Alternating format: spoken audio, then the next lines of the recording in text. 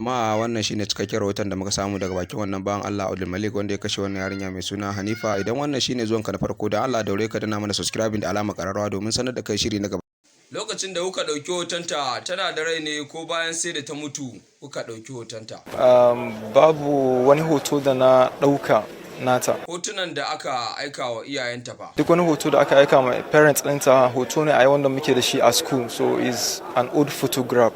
Da wace iriyar wuƙa kuka yi amfani wajen datsa ta, ko kuma in ce da wani irin makami kuka yi amfani wajen illata jikinta? Wai ko an datsa ta, babu wanda ya yi amfani da wuƙa wurin illata jikinta, gaskiya babu.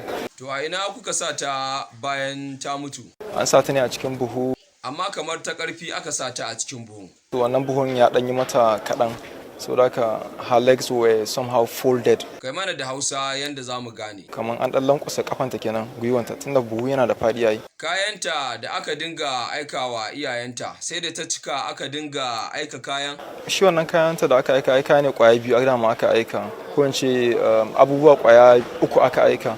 An aika musu da rigan sanyinta wacce take akwai uniform.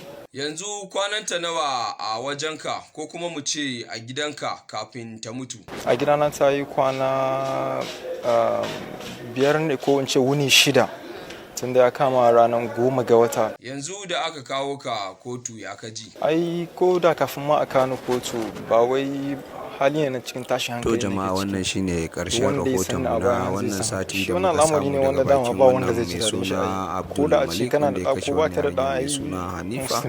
To Allah ya ba mu tabbatar a daure ku danna subscribing da alamar kararrawa domin samun sanar da ku ci gaban wannan shiri namu.